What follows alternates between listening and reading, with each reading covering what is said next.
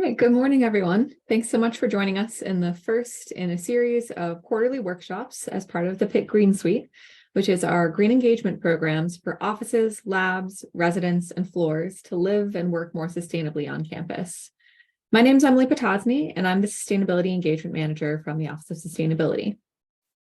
So today's workshop covers a topic that we receive far and away the most questions about, and that makes sense because we interact with it and make decisions about it every single day. Recycling. Everyone wants to do it correctly, but how? And why is there so much conflicting information out there about recycling right? Does it even work? Today, we're going to answer all those questions and more with this presentation, after which we'll have a panel of experts to answer your questions. And we're going to wrap up with a workshopping time to discuss the recycling waste diversion challenges that you face and brainstorm solutions with one another and the sustainability team here. But before we get into recycling, let's just level set about where recycling fits into Pitt's sustainability strategy and approach. So Pitt's definition of sustainability is balancing equity, environment, and economics so current and future generations can thrive. And Pitt has been working on sustainability for a long time, with a culmination of those efforts coming together in our 2018 Pitt Sustainability Plan, and that was followed in 2022 with our Climate Action Plan for how we plan to reach carbon neutral by 2037. The Pitt Sustainability Plan has 3 themes with 15 different impact areas and 68 individual goals that we track within all of those different impact areas.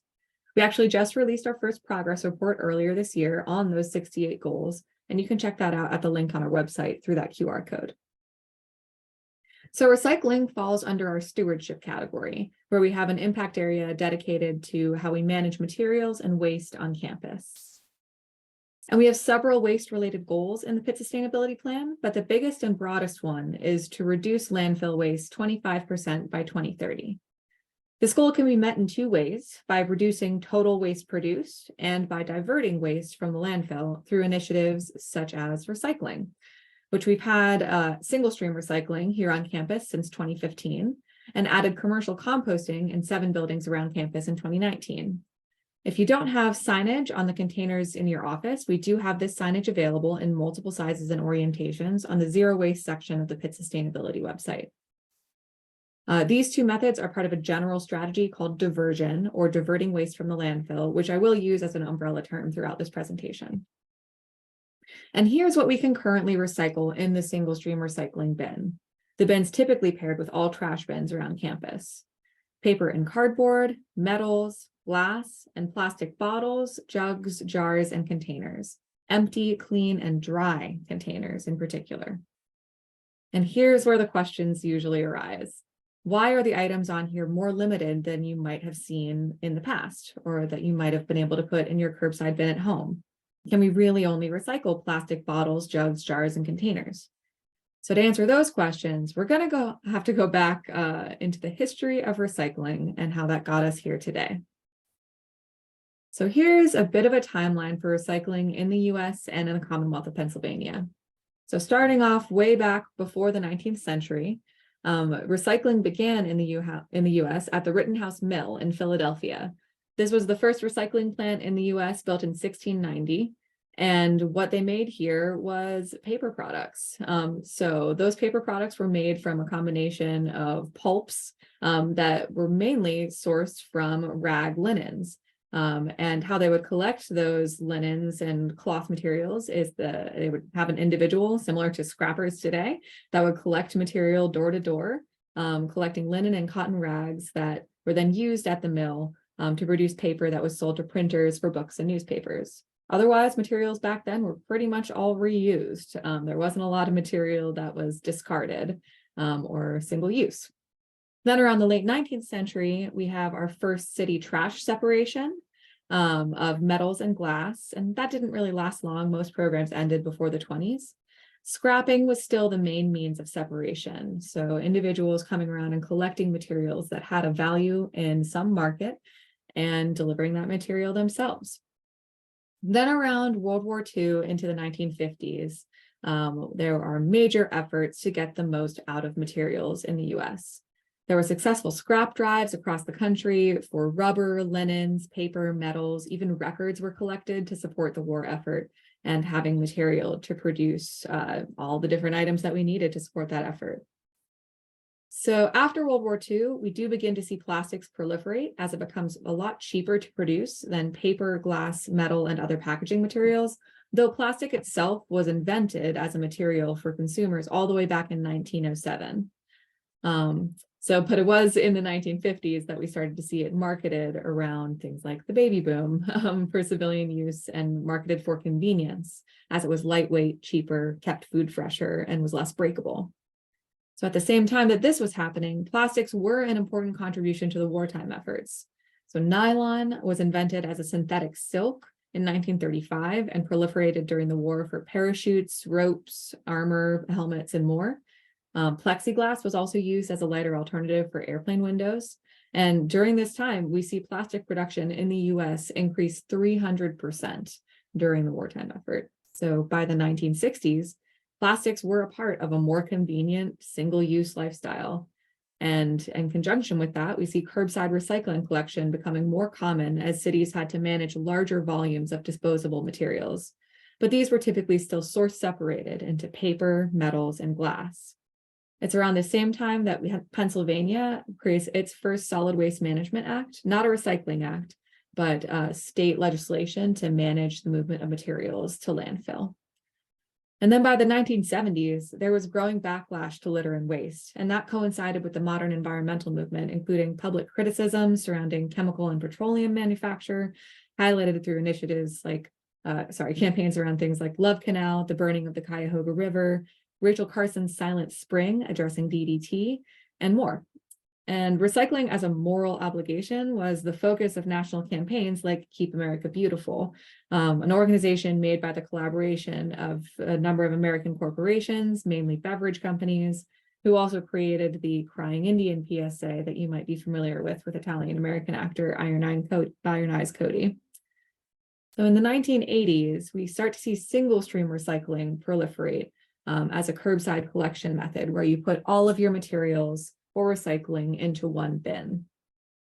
Around the same time in the 1980s, we are seeing much more public visibility and awareness around waste and litter in general, kind of culminating in the Mobro 4000 garbage barge pictured here, which was packed with material from New York that was headed to Belize, and came all the way back looking for a landfill or incinerator with capacity to dispose of its contents. Interestingly enough, it wasn't that this material was too much content or didn't have a place to be dropped off, but there was a rumor at one point that there were several containers of medical waste that were contaminating this bale.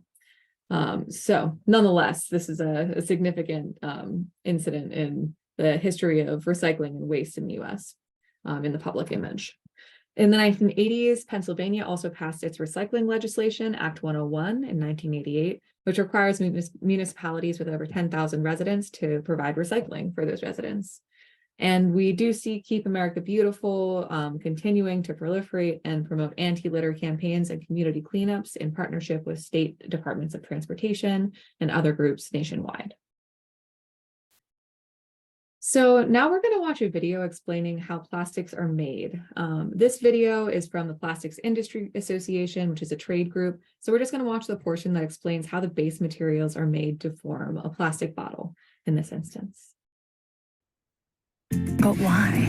The answer starts underground or the ocean floor, where crude oil is pumped up through the ground and sea in long pipes and sent to an oil refinery. Likewise, natural gas is extracted from rock formations deep under fields and waterways. Crude oil and natural gas are raw materials. So next, they'll go through a process using energy and water to alter their structure, starting with a chemical reaction. Hundreds of thousands of small molecules called monomers combine to form a polymer chain. Millions of polymer chains are formed at once, creating a mass known as a resin. Resins come in different shapes and sizes. Pellets like these are what's used in plastic manufacturing. Using high heat and pressure, the pellets are melted down and injected into the mold of a small tube known as a preform.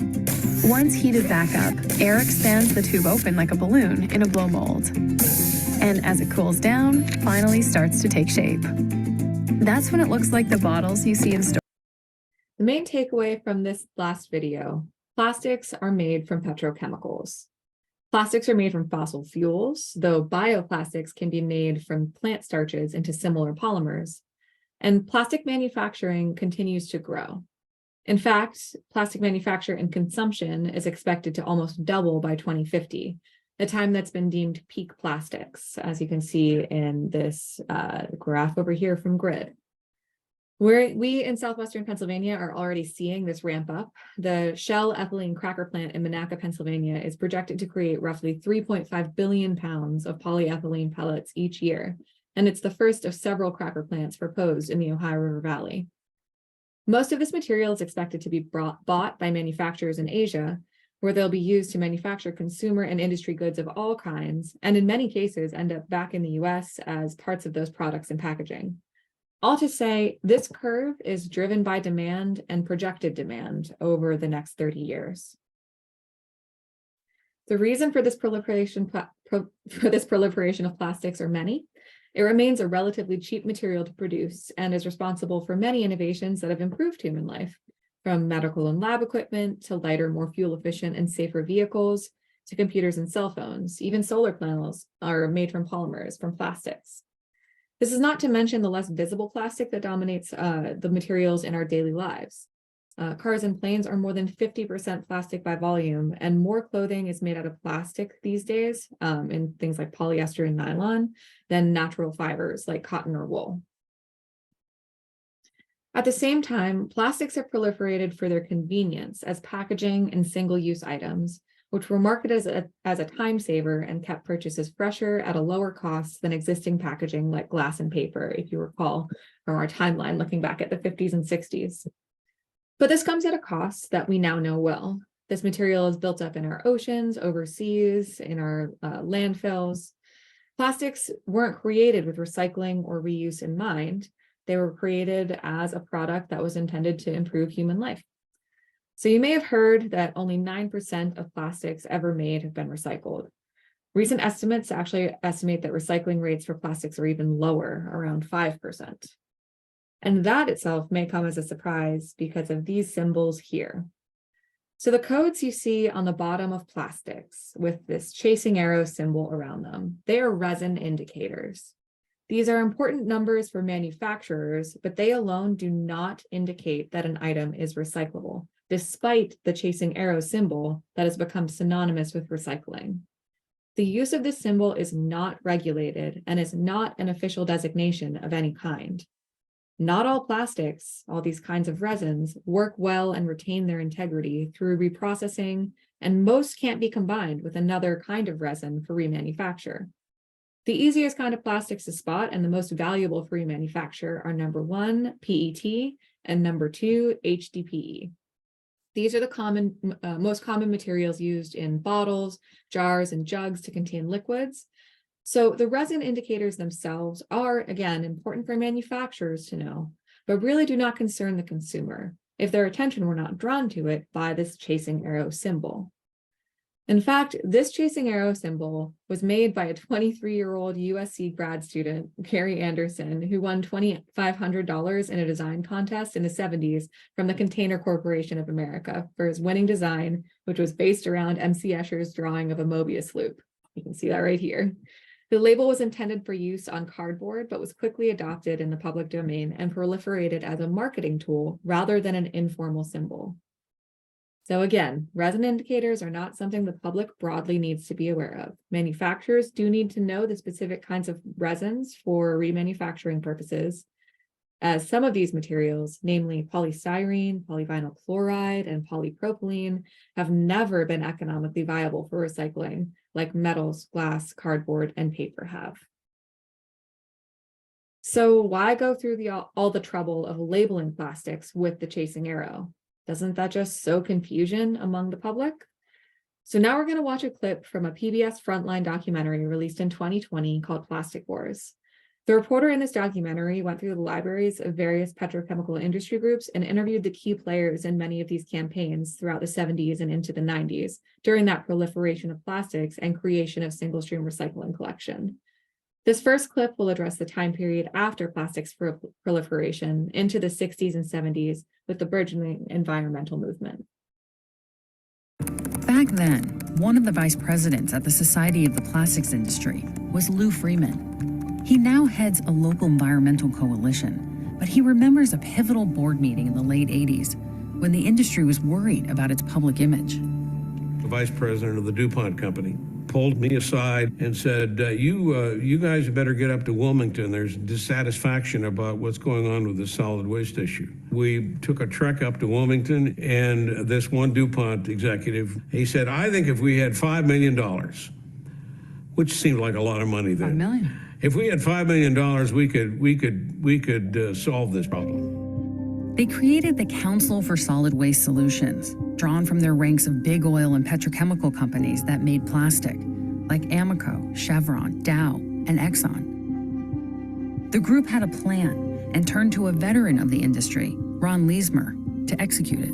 They wanted to know, was I interested in being the guy who actually made recycling happen across the U.S.? I mean, you got handed this task Yeah. to recycle plastic in the United States. In the United States. Literally, me. I had no staff, but I had millions of dollars to do what I felt was necessary. In a highly controversial action, one county in New York State has voted to ban all packaging made of two kinds of plastic. It was a critical moment. A growing backlash was threatening the future of plastic.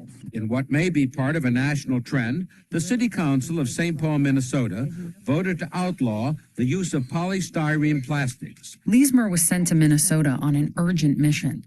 Brand name companies that used plastic were facing bans on their products. There was an attitude that if your product was not recycled, then it should not be in the marketplace. So it was up to us in the plastics industry to solve this problem so that they could continue to package their products in plastic. And Leesmer found a solution. To appease government officials, the industry funded a local recycling pilot project. The industry attitude was, we'll set this up and get it going. But if the public wants it, they are going to have to pay for it. The plastic bans were averted. Do you think that they took a lesson away from how to fight the bans? Oh, yes, it was, we need to be doing things. Like what? Don't wait until legislation appears. You're saying preempted. Yes, do it first. And we did. Did you feel like they cared more about selling plastic than they did about making recycling work? Making recycling work was a way to keep their products in the marketplace. It was a way to sell plastic. Yes, it's a win-win situation. Single-stream recycling was promoted state by state as a way to incorporate plastics into the existing secondary commodity markets into recycling. So just to understand a little bit more about how that works, here is a really helpful guide made for the residents of Fairfax County, Virginia, that explains how the material moves through their single-stream recycling system. Most single-stream recycling systems resemble this with some of the less specific facilities that they mention in this diagram. So first, material is dropped off at your bin, maybe at a drop-off station that you bring yourself, and then is collected and brought to a sort facility called a material recovery facility, where it goes through a variety of different sorting processes to break apart all those individual commodities into things like paper, aluminum cans, plastic bottles, and glass cullet. So for us, all the material at Pitt, we put our paper, bottles, cans, cardboard, paperboard into the single stream recycling bin. It's collected by Pitt's custodial staff and put in a dumpster where it's hauled away by our contracted hauler to a sort facility called a material recovery facility, or MRF. And so similarly goes through the sorting materials there. And then in any material recovery facility with a single stream system, they do anticipate that there will be some contamination, some material that doesn't have value in the secondary commodity market, in the recycling market. And that material will ultimately have to be paid to be trucked and landfilled away from that facility. The rate of residual or materials that are contamination that the County of Fairfax, Virginia estimates that their MRF has is between 10 and 30% of the material that they receive at the facility overall. And that's pretty common. So the material that can be sorted into individual commodities is then purchased by brokers in the recycling market and then bought by end users to process into new materials. The material that is sent to the landfill, for us, goes to a landfill. We don't have any primary incinerators around here, but that's the general process of how material moves through that market. So here we're going to watch a brief overview of the general process for recycling, for sorting the recycling at a single stream material recovery facility, or MRF. Material recovery facilities, or MRFs, are where recyclables go after they leave the curbside bin. The MRF sorts, processes, and bales these recyclables to be shipped to manufacturers. First, all the materials are unloaded and placed onto a conveyor belt in preparation for sorting. They then fall onto an inclined screen and are sorted by gravity and shape. The paper products travel up the screen, while the paper products travel up. Containers fall back and through the screen onto a new conveyor that takes them to their next step in the sorting process. This process isn't foolproof. Workers sort out trash and misdirected recyclables by hand. This lessens the amount of contamination in the final recycling load. The paper products are dropped into a holding container that waits at the end of the conveyor, then baled. Plastic bags are the #1 problem at a MRF. While they are recyclable, a MRF can't process them. Take plastic bags to a grocery store, and they will take care of recycling those. The containers that previously rolled down and through the screen begin the next step with super strong magnets that attract steel. They pick steel products up and move them to another conveyor that delivers them to their appropriate holding container. Magnets don't attract aluminum, so it's sorted through a kind of reverse magnet called an eddy current, which shoots the aluminum products into a catch bin. Next, the heavier glass falls into a pit, while the lighter plastic materials float onto the next conveyor belt for further sorting. The now broken glass, called cullet, is then shipped to a glass recycling facility. Sometimes plastics are manually sorted, but more and more this is done through optical sorting. This means the plastic is scanned and sorted by puffs of air into groups of type and color. #1 plastics are taken out of the process, stored, and baled. Plastics the scanners don't pick up are further sorted by workers into specific groups. Plastics not removed during this process fall off the end of the conveyor into a pit to be shipped to plastic manufacturers. After all the materials have been sorted and processed, except for the glass, they are baled and can weigh anywhere from 1,000 to 1,500 pounds. Manufacturers buy these bales and create new products of that recycled material.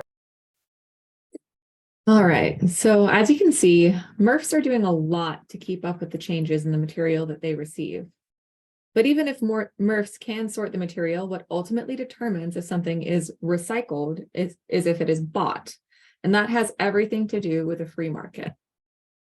So metal, glass, and paper have been collected and had a value for reuse and remanufacturing since they were developed. Aluminum and glass are often called infinitely recyclable, meaning they really don't degrade when they are processed and remanufactured. And paper and old corrugated cardboard, or OCC, have been pulped and reused similarly since they were created.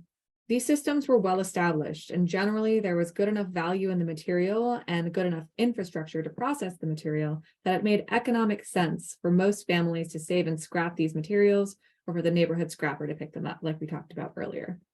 But they were never, as they are not now, a regulated or required market in any way. So recycling is a market, and each of these commodities is only as valuable as the buyer deems it to be. And those buyers aren't going to purchase a commodity that is cheaper to source in its raw form, or that can't be made into something valuable. And here's the historical recycled commodities pricing from the EPA through 2018 for some standard recycled commodities. So you can see the values vary widely, in some instances with the most consistent, though low, values in glass and aluminum, cardboard or OCC, and paper is varying wildly. And then plastic and the HDPE and PET. So paper and cardboard for a long time were the mainstays of the recycling market, with aluminum and glass being steady but low value commodities. There's another reason, though, why some of these products are hard to move. So this is what glass looks like when it comes from a source-separated collection bin. This is actually material from a glass-only collection bin operated in partnership between Pennsylvania Resources Council, a statewide nonprofit, Michael Brothers, which is a hauler and processor located in the Southwest PA region, and Cap Glass, which is a glass processor located in Mount Pleasant. So this is the material when you source separate it. And I do want to address the fact that glass, you may have noticed glass might have been pulled from some of your home recycling collection bins, in particular if you live outside of the city of Pittsburgh. So in Western Pennsylvania, we actually have an exceedingly strong glass market with several glass processors located within 45 minutes of the city. And that sells to glass mills across the mid-Atlantic. And that is in line with our industrial history. Before Pittsburgh was a steel city, it was often called a glass city. And you can learn all about this history and preserving the culture and art of glass blowing at the PA Glass Center, if you're interested in finding out more. So if your community did have glass pulled from its accepted curbside materials, you can participate in a glass collection program like those operated by PRC and the city of Pittsburgh at the recycling drop-off centers. You can head to prc.org and check out the recycling glass map and the city environmental services collection page to see their collection bin locations. So again, there's a good market for glass in our area, and this is what it looks like when you source separate it. And this is what glass looks like taken at one of the nearby processing facilities after it is purchased in a bale of glass or not a bale, but as glass cullet from a single stream MRF. So while there actually is high glass content in this picture, it's broken, so it's difficult to see. But this material is mixed predominantly with small plastic material, bottle caps, straws, coffee cup lids, cutlery. This is the reality of single stream recycling with the proliferation of plastics. The resulting material is often still contaminated and thus less valuable and saleable in the recycling market, less valuable to downstream processors as they have to sort this material out and pay to landfill the contamination, the plastic material that's in here. So all that said, that is what makes that market and those fluctuations even more challenging for both the material recovery facility and for processors downstream of them. And there's one more challenge that was mentioned in that video that makes plastics and single stream recycling much harder. So this happens fairly often at the material recovery facilities that we have in our region, at least the last time that I went to visit them about 4 or 5 years back.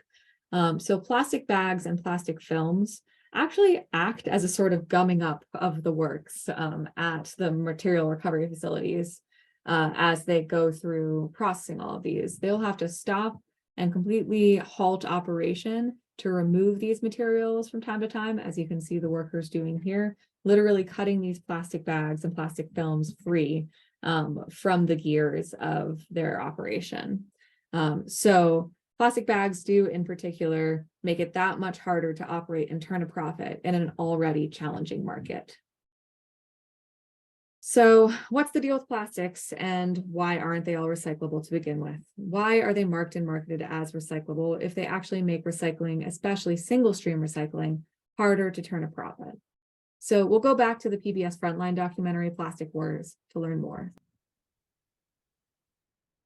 Were publicly promoting recycling.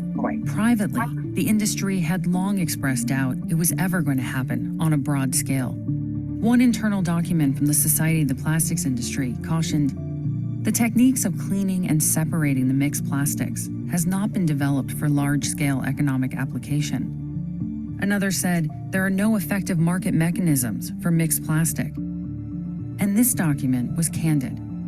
There is serious doubt widespread plastic recycling can ever be made viable on an economic basis. How could they go into all of these communities and tell people you just have to recycle when they knew there were so many problems and so many hurdles. Some were very skeptical, but felt they had to do it. I think others were more hopeful. There was never an enthusiastic belief that recycling was ultimately going to work in a significant way. Freeman's boss at the time, Larry Thomas, the head of the Society of the Plastics Industry, was blunt about it. I was a front man for the plastics industry. No getting around it. Thomas wouldn't sit down for an on-camera interview, but agreed to talk on the phone. If the public thinks the recycling is working, then they're not going to be as concerned about the environment. I think they knew that the infrastructure wasn't there to really have recycling amount to a whole lot. Thomas wrote a confidential memo in 1989 about the precarious position the industry was in. The image of plastics among consumers is deteriorating at an alarmingly fast pace, it says. We're approaching a point of no return. Business is being lost. Analysts are beginning to take notice. We must immediately undertake a major program of unprecedented proportions to reverse this fast-moving tidal wave of growing negative public perception. So the big plastic producers came up with a multi-million-dollar solution. When you look at plastic, Advertising. you know how it helps things stay fresh and safe and light. It spent most of its money, millions and millions of dollars, on advertising Plastic also saves energy.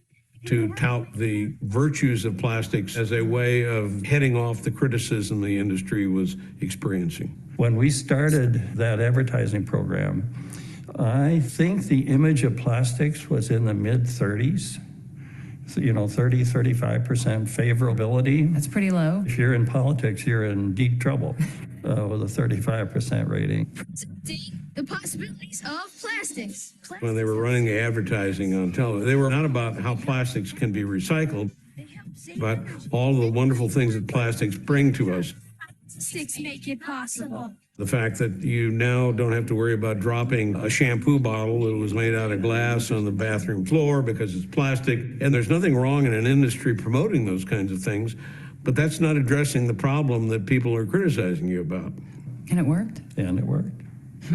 Because you went from 30% Yeah, favorability. from, let's say, mid-30s to mid-60s. Favorability. Mm-hmm.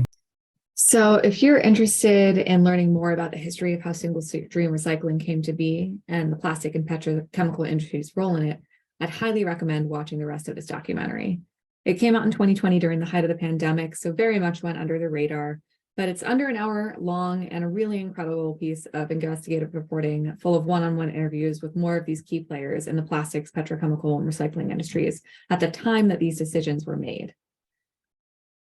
So, while different plastics make sorting in a MRF more challenging and create contamination in other barrels of material, up until 2018, most of the plastic put in recycling bins by U.S. consumers, including a broader variety of plastics, resins 1 through 7, which is what you might recall being able to put into your recycling bin in the past.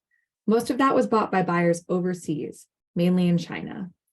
In 2016 alone, the U.S. exported 16 million tons of plastic, paper, and metals to China. The reality is what happened to that plastic material, if it even did eventually make it to a recycling facility, were often detrimental to health and human safety, like pictured in this documentary called Plastic China. In reality, as much as 30% of the material bought by overseas recyclers were contaminated and ultimately never recycled. So the recycling market's solution to plastic pollution was ultimately to send it away. So this documentary here, Plastic China, premiered back in 2017. It was shown at film festivals around the world and was actually ultimately banned by the Chinese government from being played on servers in their country. But it portrays two families, one of whom owns a recycling sort facility and the other who works at a recycling facility. This is just a trailer for the documentary here, but I'd highly recommend checking it out if you want to learn more about the reality on the ground of what it looks like to try and process this material at mass scale and in close confines with human living and human life. Shortly after this documentary was released, China implemented its policy called National Sword in 2018. So this policy effectively banned the import of most plastics and other recyclables that did not meet strict standards for low contamination.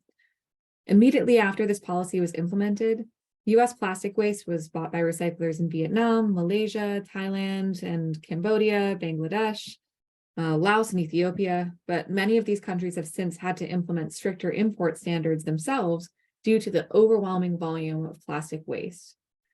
The US still ships 1 million tons of plastics overseas, of recyclables overseas, but the problem of plastic waste is increasingly, because of this National Sword and other policies like it, becoming something we must manage domestically.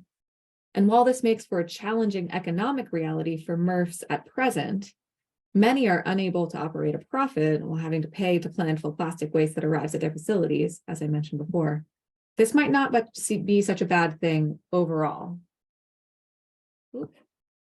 So that reality is why currently the only plastics that are accepted in our single stream recycling programs are plastics with a neck: bottles, jugs, jars, and containers with a neck.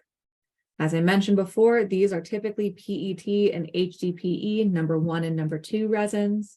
And these plastics retain more value in the secondary commodities market. Not only that, they are easier to sort at the MRF facilities, and there is a market for these high quality plastics, these plastic containers with a neck in the US. And that market is actually growing. So the best way to help make recycling work in the US is to eliminate wish cycling, as it's often called, of other plastics and only put the materials with a known market value, those listed here in this simple diagram, into the recycling. Okay. And there's still a lot that we can do to better separate out these valuable commodities. So these here are the results from the Commonwealth's most recent waste characterization study, a study that characterizes the waste that's going to our landfills in the Commonwealth of Pennsylvania. This was conducted from 2020 to 2021 and released in 2022. And you can see that in this diagram, recyclable commodities still make up a significant portion of our landfill waste stream. They can still be separated out and removed from the landfill waste stream and brought to a single stream MRF, and these have value in the recycling market. So in comparison to 20 years ago, in 2001, when we had our last waste characterization study, we are seeing less metals, glass, and paper, but more plastics and organics in our landfill waste stream. So nationally, a Greenpeace report found that only 29% of PET bottles are ultimately collected for recycling, and only 21% of those are actually made into recycled content bottles. So the collection and recycling of plastics in particular is not working well, but recycling of other materials, particularly metals, glass, and paper, has largely improved. So what's being done to address these challenges in recycling? The attention that consumers and the general public have started paying to single-use plastics is making change. You might recall a video that went viral in 2018 of a sea turtle that had a straw lodged in its nose. This video was filmed in 2015 by a marine biologist named Christine Figener, and the virality of that video is often pointed to as the launch for increased public awareness of the problems with plastics, particularly for our oceans, where gyres have created recirculating plastic patches, which you can see indicated in this diagram of the currents and convergence zones that have created those gyres by NOAA. So the public backlash and outcry around these videos and other subsequent media, such as this viral photo of an albatross's remains, a stomach full of plastic, taken by filmmaker Chris Jordan, resulted in several corporations voluntarily removing straws from their serving options and policy changes around straws in several states. Of course, straws are not the only plastic pollution that is causing problems, and the Break Free from Plastic Coalition was established shortly after that to combine the efforts of organizations worldwide to turn off the tap, which is one of their main campaigns, of single-use plastics production. So what's being done to address these challenges at a policy level? Here are a few legislative efforts that have taken place over the past several years in response to the growing concern over plastic pollution. So many efforts have already passed in several states, including the successful California Senate Bill 343, or the Truth in Labeling Law, that bans the chasing arrows symbol unless the product is recyclable in 60% of residents' curbside recycling programs. It is a little bit complicated and hasn't been fully enacted yet, but the legislation is in place. 8 states have enacted plastic bag bans, including many municipalities, including the city of Pittsburgh. The Break Free from Plastic Act was introduced into the Senate Finance Committee in March of 2021 by Senator Murphy of Oregon. And that's meant to address plastic production, collection, recycling, and pollution through a combination of extended producer responsibility policies, single-use plastic bans, permit expansion moratoriums for existing manufacturers, and mandatory minimum recycled content for certain products to be made in the United States. There are 10 states in the US that have active bottle bills, and the deposit laws or bottle bills add a 5 to 10 cent deposit to all containers, plastic, glass, or aluminum, which are returned at deposit centers, typically at grocery stores where consumers can use them as a subsidy on groceries. Pennsylvania's last attempt to introduce this legislation was in 2019, and it was not successful. Extended producer responsibility policies already exist in some formats in some states. In Pennsylvania, we have the Covered Device Recovery Act, which was established to create a fund for the responsible disposal and recycling of recovered electronics, such as computers and televisions, which are creating pollution and illegal dumping problems through the states after the turn of the 21st century. So EPR policies ultimately hold manufacturers accountable through fees and taxes, usually, for the final destination of their products. And those fees and taxes are meant to incentivize the creation of circular and take-back programs to avoid such fees and to ultimately keep material from being single-use, headed to a landfill as its ultimate destination. So you might be asking yourself, why isn't the chasing arrow symbol better regulated? Well, the Federal Trade Commission, which created the closest thing we have to federal regulation of recycling language and symbols in 2012 through its green guidelines. These green guidelines have recently come under review and received over 850 comments and recommendations for their revision in order to make the symbol something that actually can be counted on to indicate recyclability. And in Pennsylvania, our recycling legislation is also up for review and renewal. It was last updated in 2010 with the Covered Device Recovery Act that I mentioned before, and it's now up for reconsideration.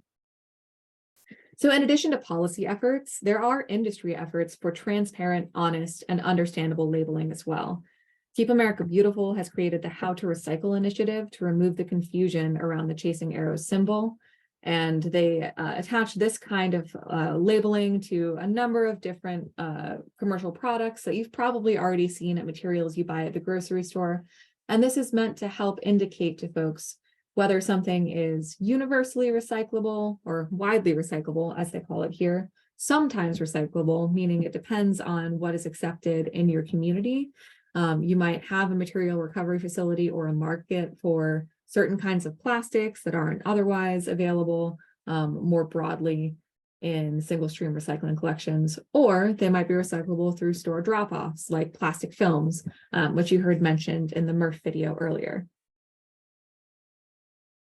And in regards to innovation, of course, all of the materials that we mentioned before, all the different kinds of polymers and resins, they're materials that have various uses, and figuring out how we can better manage those materials end of life, or rather make it so they have the energy of the material repurposed and continuing in use in one way or another, are better off.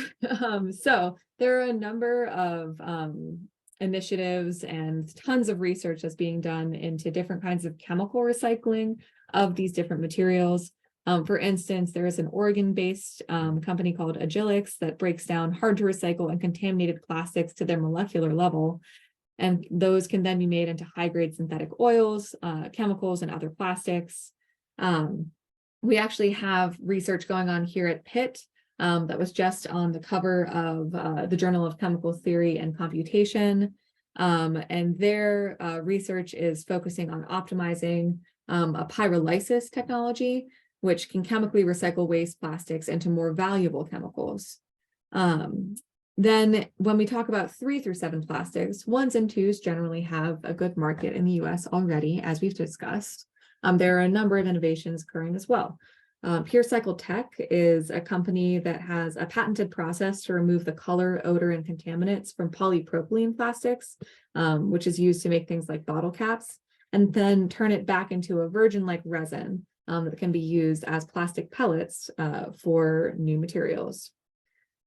Here locally in Pittsburgh, there's a group called Reimagine Recycling, which is a local group that is repurposing plastics for making different kinds of consumer materials, usually more artful products, things like soap trays are pretty common, coasters, things like that. They're located right across the street from Construction Junction and have different collection days throughout the year for you to drop off your 3 through 7 plastics for reuse.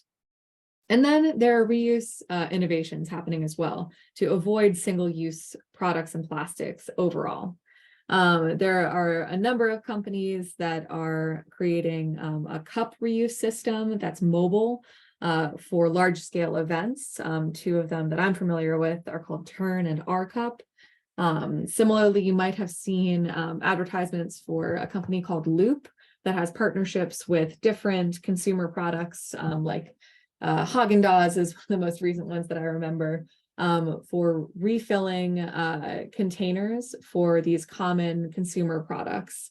Rather than buying them in a single-use item, you buy them typically in an aluminum refill can, and then it's shipped back for reuse and refill. And then here locally in Pittsburgh, and also throughout the country, we're seeing refill stores pop up all over the place. We actually have a local store called the Refillery come to our farmers market in the spring and fall months on campus, and you can bring your own containers there to refill common household goods, soaps, different kitchen goods as well, so that you can avoid those single-use items. And that's really important because it's important to recall as we talk about some of the diversion programs that we have here on campus, that the most important thing to do is reduce first. So, you know, there is an all hands on deck effort to address the problems with plastics and with our recycling infrastructure, from the academic to policy to industry to cultural shifts and advocacy. And of course, there is a space for all of us in those efforts should you want to get involved. But right now in our daily lives and work here on campus, the first thing to do always is reduce. So while waste diversion through recycling is an important part of our operations, the first method of reducing waste should always be reducing overall tonnage. It's the most impactful in terms of reducing greenhouse gas emissions. And this inverted triangle here is known as the hierarchy of waste, and it demonstrates the highest and best strategies for managing waste based on overall impact. So as you can see, source reduction is the best strategy, followed by reusing the materials and items you have, repairing what you have, and then further down, we see the diversion strategies of recycling and compost. So source reduction can only go so far. We do need things, materials, and supplies to work, operate, and fulfill our academic mission. So eliminating waste altogether does not mean an end to purchasing. Rather, it means we need a shift in where our goods are coming from and where they go. So here's a model that illustrates our current linear consumption in orange, where non-renewable materials are mined and harvested for manufacture, sold in the market, and disposed of by the consumer. In this linear model, energy is consumed and ultimately lost on a pretty massive scale with huge climate and climate justice impacts, especially for those living in environmental justice communities near manufacture and disposal, and also near recycling, and the global south, where much of our waste is still shipped. However, on the outer edges, on the left or the right of this linear model, you see the potential for a different circular economy, where non-renewable materials need not be mined and harvested with as much intensity or at all, because the materials are manufactured in such a way that they can be collected for regenerative use, keeping that material energy in circulation. And some of our common, more energy intensive strategies on the right, maintenance, repair, reuse and redistribution, recycling, and remanufacturing are all listed out there. Pitt's new PhD program with Covestro is focused on the innovations in the circular economy and exploring more of these strategies on the regenerative side, which are over here, over here in the green. So this is just, if you're interested in finding out more about this, I definitely encourage you to check out the Circular Economy PhD program through Pitt.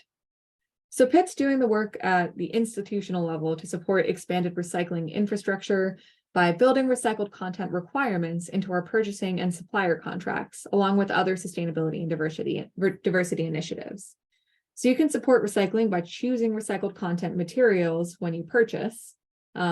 And if you purchase through Pitt's existing contracts, such as our contract with Supra, we have a greener purchasing feature that's built right into the Panther Express punchout, so you can seamlessly select these items. We also have a couple of pilot initiatives that we are working on in purchasing. One is with Polycarbon, which is actually a Pitt startup founded to solve problems with scientific waste. And the program we're looking at with them is closing the loop on pipettes and pipette tip box waste. So we're looking to pilot collection for that in a couple of labs in the coming year. And additionally, we have a glove recycling initiative, and ours is with Veolia, I believe, but it is a program to break down gloves that are from non-hazardous labs, non-biohazardous labs. So if you work with biological contaminants, this wouldn't be applicable. But the glove recycling program is for chemical recycling for the most part. So if you are interested in tracking our progress, we are trying to be as transparent as possible about where we're at with our waste diversion goals on campus. This is from our progress report, and you can see our total diversion rate has dropped in 2020 and 2021, definitely influenced by the pandemic to an extent with that lower diversion rate. But we do have a long way to go when it comes to getting to a vision of zero waste or lower waste on campus. And we need your help and support in participating in these initiatives and programs to get that done. You can also track our compostable waste diversion with the dashboard that's available on our website. You can see the total tons that we've been collecting since 2018 and 2019.